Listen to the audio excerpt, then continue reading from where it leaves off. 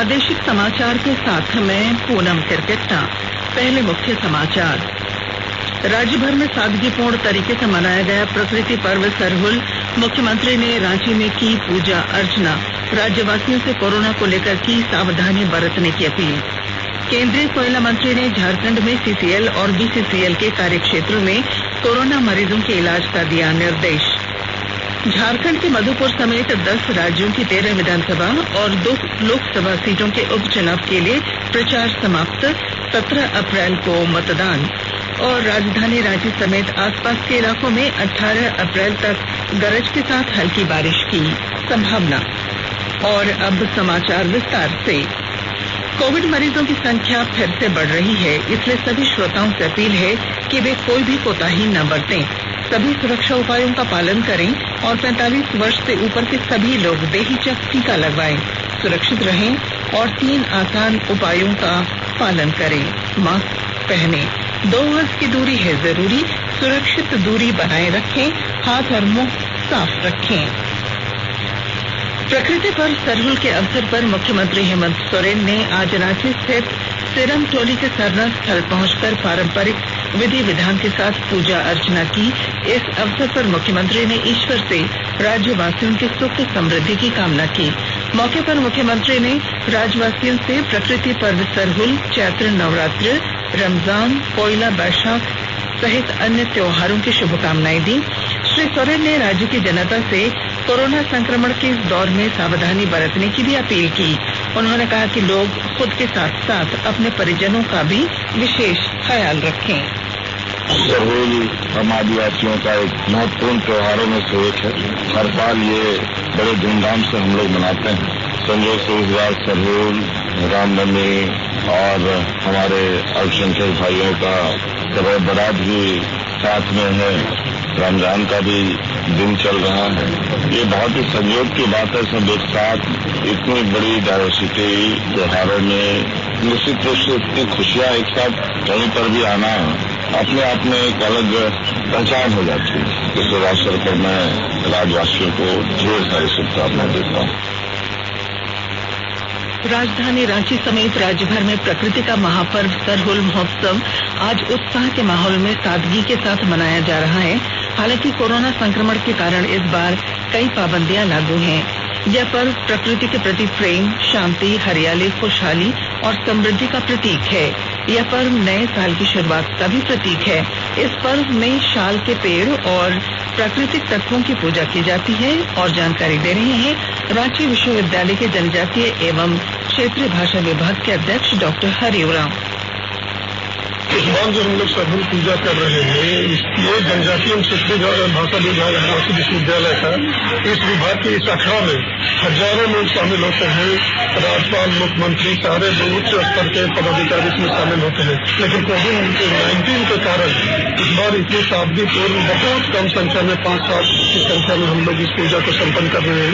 Covid का बहुत बड़ा असर है और सरकार का भी दिशा निर्देश है, तो राज्य सरकार का, भारत सरकार का, उसको हम लोग पालन करते हुए यहाँ आज हम लोग बहुत कम संख्या में ये सरहुल पूजा संपन्न हम लोग कराए। उधर पूर्व मुख्यमंत्री रघुवर दास ने भी आज पूर्वी सिंहभूम जिले के सीताराम डेरा थाना क्षेत्र के जाहिर थान में चल रहे प्रकृति पर्व सरहुल में शामिल होकर पूजा अर्चना की।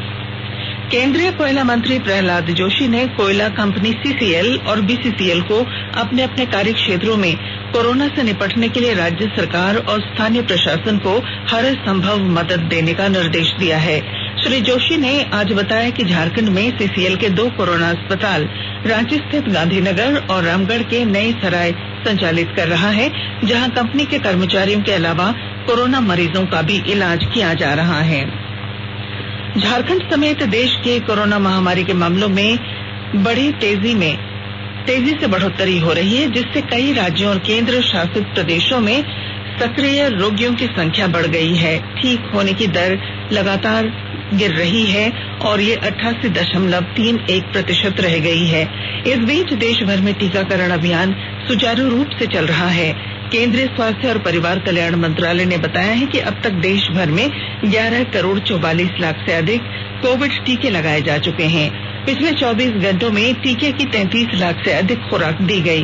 मंत्रालय ने यह भी बताया है कि पिछले 24 घंटों में देश भर में कोविड महामारी के 2 लाख से अधिक नए मामले दर्ज किए गए, जो एक नया रिकॉर्ड है। इसके साथ ही देश भर में महामारी का प्रकोप फैलने के बाद से अब तक 1 करोड़ 40 लाख लोग इसकी चपेट में आ चुके हैं। कल भारत में पहली बार एक ही दिन में 2 लाख से अधिक नए मामले दर्ज किए गए। राज्यसभा के पूर्व सांसद अजय मारू ने मुख्यमंत्री हेमंत सोरेन से कोरोना वैक्सीन विमान से लाने का आग्रह किया है। उत्तर प्रदेश सरकार ने भी विमान से कोरोना वैक्सीन मंगवाया है। श्री मारू ने कहा कि रांची में वैक्सीन की भारी कमी हो गई है। यदि यही स्थिति रही तो पहला डोज ले चुके लोगों को भी शायद ही दूसरा डोज मिल सके। रांची के सेवानिवृत्त चिकित्सक भारतेंदु प्रसाद और आशा कुमारी ने कोविड टीका का पहला डोज कुछ दिनों पहले ले लिया है। डॉक्टर भारतेंदु प्रसाद ने बताया कि टीका लेने के बाद उन्हें किसी तरह की कोई दिक्कत महसूस नहीं हुई। दोनों ने आम लोगों से जल्द टीका लेने की अपील की है। कोरोना का वैक्सीन लिए हैं और वैक्सीन लेने के बाद किसी तरह का कोई तकलीफ नहीं हुआ, कोई रिएक्शन नहीं, कुछ नहीं, बहुत अच्छा है। और दूसरा डोज तय समय पर लेंगे। सभी को वैक्सीन लेना चाहिए और कोरोना की लड़ाई में भाग लेना चाहिए वैक्सीन लेकर। मैंने कोरोना का वैक्सीन 3 दिन पहले लिया। वैक्सीन लेने के बाद हमारा कोई रिएक्शन नहीं हुआ। मैं आराम से जैसे पहले थी वैसे ही स्वस्थ हूँ, कहीं कोई दिक्कत नहीं है। और मैंने वैक्सीनेशन का लगाकर अपना योगदान दिया है और इस चक्र को तोड़ा है एक तरह से। और मैं सभी लोगों से अपील करूंगी कि सभी लोग वैक्सीन पहले, कहीं कोई दिक्कत नहीं है। राज्य सरकार ने निजी एम्बुलेंस संचालकों द्वारा मरीजों को घर से अस्पताल और अस्पताल से घर तक लाने के लिए भाड़े की दर तय कर दी है। इसके तहत बिना वेंटिलेटर वाले सामान्य एम्बुलेंस के संचालक यात्रा के आरंभ से अधिकतम 10 किलोमीटर तक की दूरी के लिए 500 रुपए मरीजों से ले सकेंगे।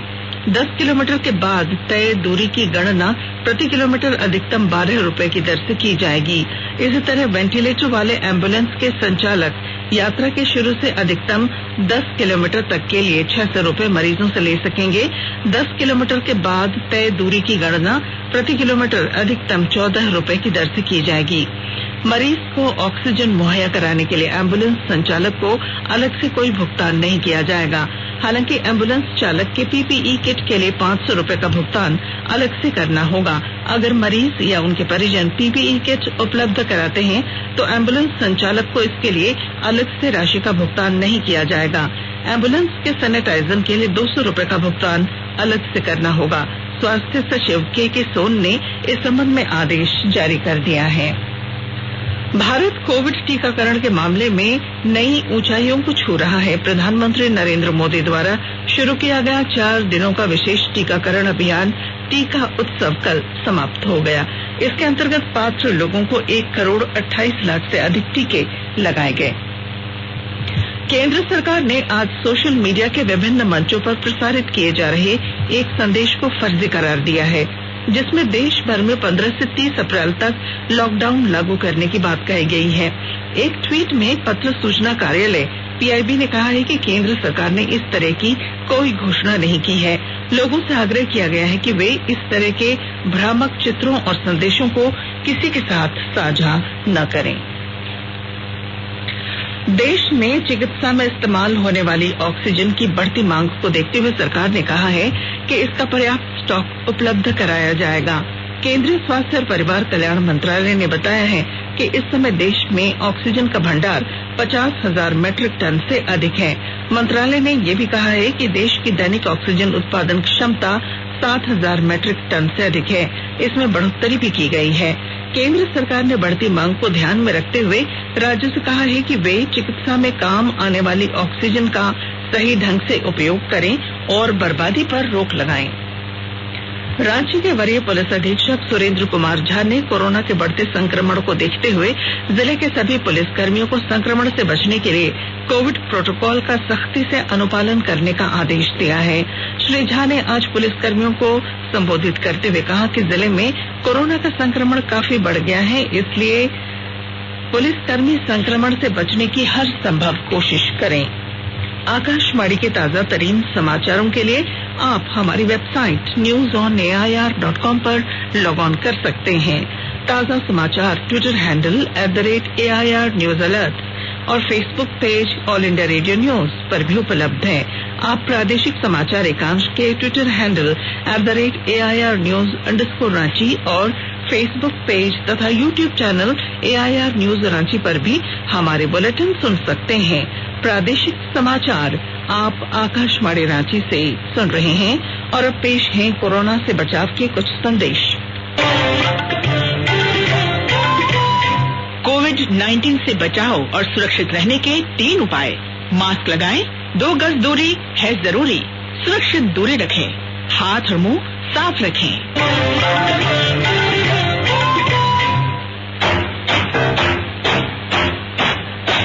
चलो मिलकर एक शुरुआत करें, चलो एक फैसला आज करें, मास्क नहीं तो ठोकेंगे, कोरोना को रोकेंगे, चलो एक वादा करते हैं, चलो एक वादा करते हैं, मास्क नहीं तो ठोकेंगे, कोरोना को रोकेंगे।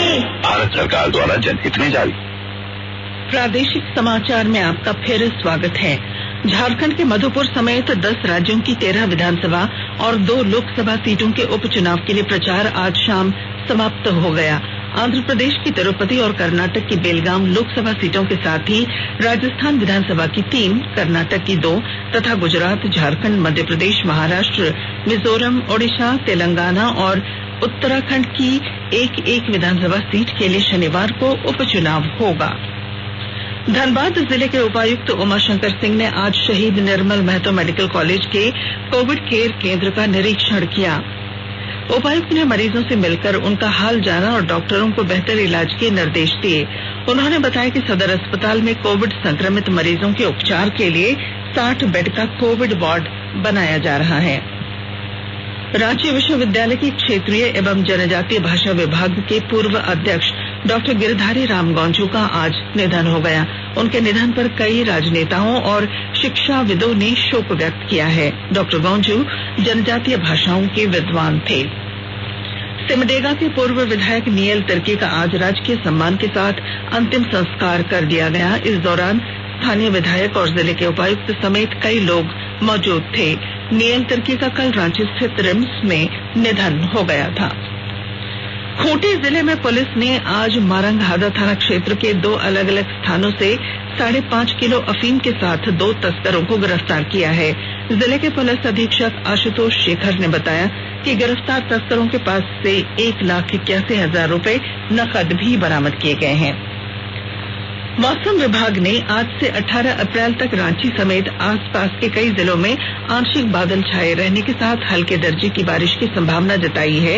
इस दौरान अधिकतम तापमान में गिरावट दर्ज की जा सकती है। और गढ़वा जिला स्थित मझियाओं बेलचंपा मुख्य मार्ग पर कल देर शाम एक सड़क दुर्घटना में पिता पुत्र की मौत हो गई, जबकि एक अन्य व्यक्ति गंभीर रूप से घायल हो गया। इधर देवघर जिले के मधुपुर में आज एक सड़क दुर्घटना में 10 लोग घायल हो गए। पलामू जिले में पुलिस ने आज मेदिनी नगर बस स्टैंड से 2 अपराधियों को गिरफ्तार किया है। जिले के पुलिस अधीक्षक ने बताया कि दोनों अपराधी एक गिरोह से जुड़े थे और बस स्टैंड में फिरौती वसूल रहे थे। और महान संगीतकार भारत रत्न पंडित भीमसेन जोशी का जन्म शताब्दी वर्ष मनाया जा रहा है। आइए अब चलते चलते सुनते हैं उनका ये गायन।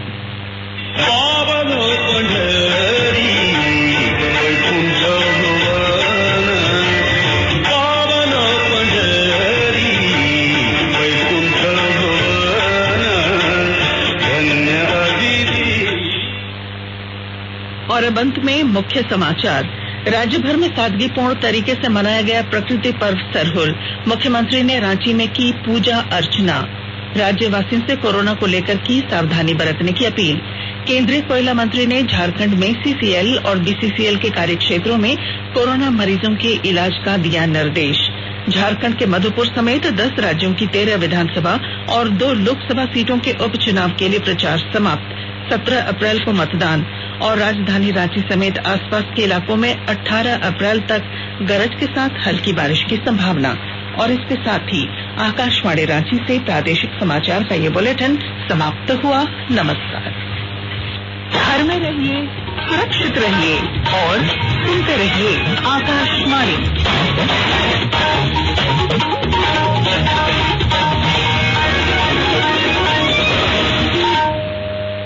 अरे ओ सुखिया, सुना है सरकार पशुओं को खुरपक